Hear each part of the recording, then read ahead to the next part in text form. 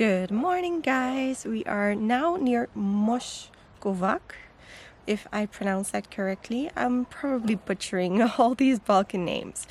But we got here last night pretty late at around 9 p.m. because we came all the way from Kamani Lake in Albania. We are staying at these beautiful little cabins for the night, which was basic but very comfortable. And now we have a beautiful view of the mountains surrounding us, and this morning we are going to visit the Biogradska National Park. There is a beautiful lake there that we can do about a 1-hour walk around. It is Easter, so let's see if we can grab some lunch somewhere, and we did already do some shopping for making ourselves dinner in the evening at our next destination. This is the start of our mountain road trip in Montenegro. We've already visited the coastline.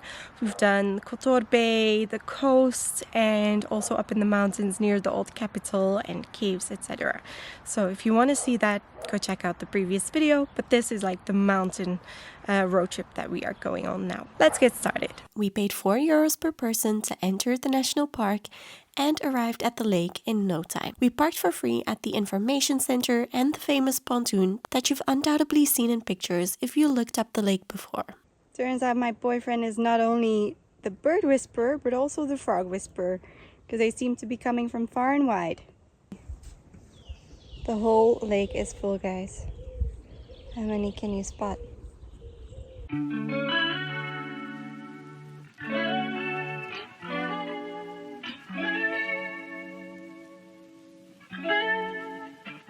Once we were done staring at the hundreds and hundreds of frogs in this lake, we took in the information at the start and gave this good girl some nice pets. We then started our walk around the lake following the educational trail.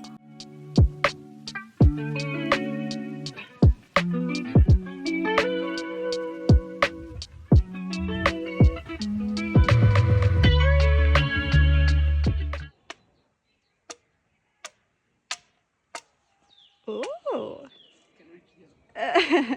We have already done half of the tour or walking path along the lake, and it smells like wild garlic or onion, and we are really having to watch our step because there's frogs everywhere as well on the trail. Biograd Lake is a glacial lake casting perfect reflections of the surrounding forest and the mountains, where you can do a whole lot more hiking than just this hike around the lake. If you are up for a real adventure, then consider doing a big hike, staying in a katun, which is a traditional Montenegrin shepherd's hut. These are scattered across the national park up in the mountains, and nowadays you can spend the night there. We loved this relaxing walk along the lake and even learned about the cultural heritage of the region. By the end, we even spotted a trout in the lake before getting back in the car on a much fuller parking area than before 10 a.m. We were shocked to see a landfill just outside the national park, literally on the bank of the Tara River. What an absolute shame. The pollution in the trees and the water was terrible. The walk around the lake was definitely lovely and very peaceful. It wasn't too difficult at all. It was very accessible and just a nice change from sitting in the car, having some exercise and getting out there. So that was nice. Not that it's something that I would travel to another country for specifically, but if you're passing by, why not have a look at it? Meanwhile, we are driving to our next stop, which is the Tara Bridge with the famous Tara River Canyon and the landscape along the way. We've been following the Tara River already since yesterday, but it was dark, so we couldn't really see how beautiful it was. But now we are driving through the valley, and the river is so blue, just meandering through this stunning landscape. The mountains with all the little houses on is just really, really pretty. The Tara River Canyon is said to be the deepest definitely in Europe, but also the second largest in the world, is what they say. But I doubt it. I've seen the Fish River Canyon in Namibia, and that was impressive. If it's even half as good as that, I'll be very happy. The ride to our destination was absolutely stunning. The best thing about being in a bilingual relationship is figuring out things about your own language that might seem weird to other people with other languages. So we stopped by the road to check out the river because This is what we call in Dutch apple blue sea green. It's turquoise basically, but it's like a mix of green and blue. And I just found out that that's a very silly name. We then arrived at the Tara River Canyon. Like I mentioned, it's the deepest and biggest river canyon in Europe. The easiest way to see this is from the Tara Bridge. If you are brave enough, you can zipline across the canyon as well. With a total length of 1,400 meters, it is the longest zipline in Montenegro. I found that it looked a bit too short and the views were too similar as the ones that we got for free from the bridge, so we skipped it.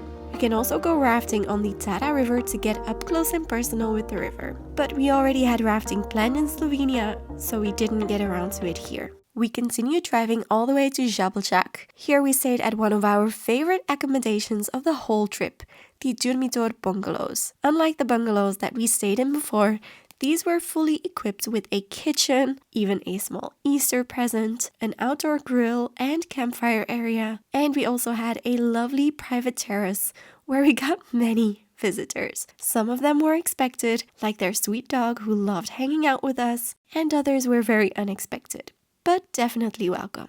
We had lunch at this local restaurant that served us up some really delicious traditional food. I went for the soup and Manu had the local sausages. I then headed to the local medical center for a health issue. It took a turn for the worse and the next day I was referred to the hospital in Niksic. Good morning guys, a whole day has flown by.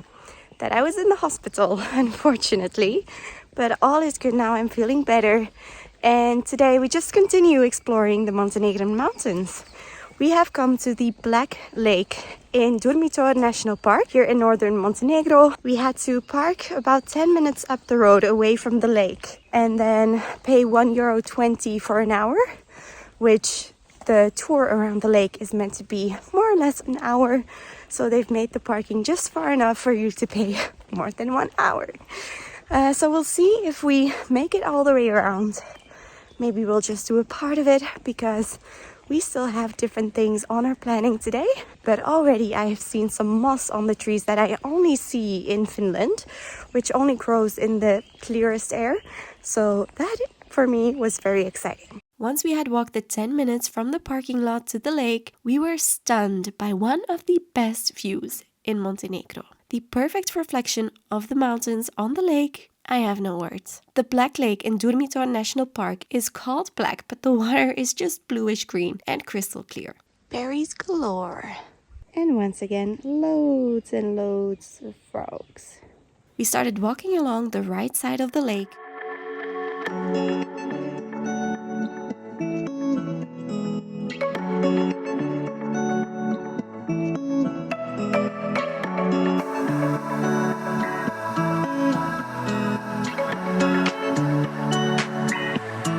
There are lots of different animal species in this area in the national parks. For example, there's bears, wolves, lynxes, the one that we just saw on the sign as well. And as you can hear, lots and lots of birdies and of course lots of frogs. This here is the second lake. And there's the other side, which clearly you cannot reach at the moment because the water is too high. Once we had made it to this point, we turned back, but if you have more time, there are a lot more gorgeous hikes in the national park and even a scenic route of 80 kilometers that is accessible in the summertime. We walked back to the car passing by this cutie before driving to our last stop in Montenegro. It was built high up in the mountain, so we drove up and up until we got there. After our hike going around the Black Lake, we then drove for about 2 hours to the Ostrog Monastery. And this monastery absolutely blew us away. We parked on the lower parking, but the barrier was open and the upper parking was accessible. We found out about it only after a short but steep climb to get there. The Ostrog Monastery is a 17th century Serbian Orthodox monastery built into the surrounding cliffs of the mountain.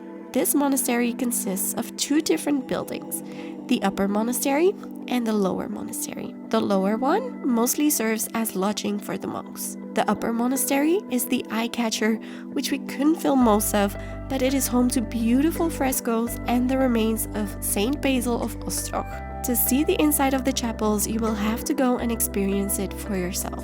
The location with amazing views and walls that are literally the mountain make it so incredibly unique. It was one of our highlights in Montenegro. We lit a candle downstairs before heading out. After the monastery, since Manu had been taking such good care of me, I had a bit of a surprise for him because I managed to fit in a visit to the shooting range. Now, I am very anti-guns and it goes against all my morals, but it was his childhood dream and he really has gone above and beyond for me. Cooking, driving, just spending hours with me at the hospital, so I had to do something back.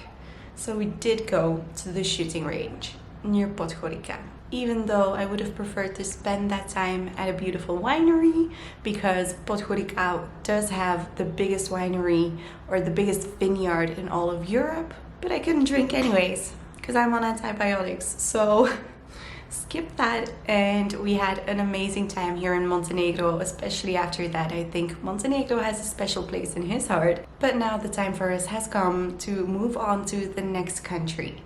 We are going to Bosnia today, so this is the end of the Montenegro videos. Well, I'll probably do an entire guide about Montenegro still. So definitely subscribe if you don't want to miss any of the upcoming videos, and then I hope to see you in the next one. Bye!